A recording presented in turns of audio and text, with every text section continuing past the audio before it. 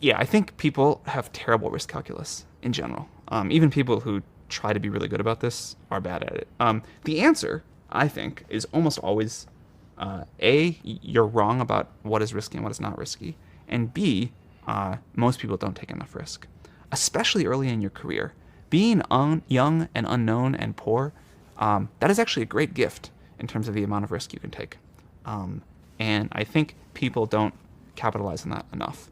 I think what risk actually looks like is not doing something that you will then spend the rest of your life regretting. And there's a quote, people regret way more the things they didn't do than things that they did do. So if you really believe in something, if there's an idea that you're super passionate about, and you take a calculated risk to start a company, realizing you may forgo a couple of years of steady income at another job, and whatever else, and maybe people call you a failure or whatever, that's a great risk to take. And if you don't take that risk, I think you have a very high chance that you end up regretting that. I think the wrong kind of risk to take is where people don't actually do things or don't commit to something because they don't want to fail, and they overrate the risk of failure and the reputation damage or embarrassment or whatever.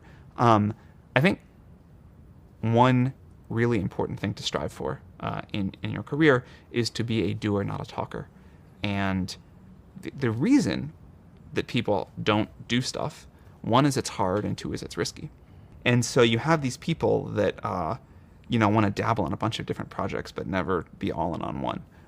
And I think it's this combination of work and risk. And it's, I think that's really bad. I think history belongs to the doers.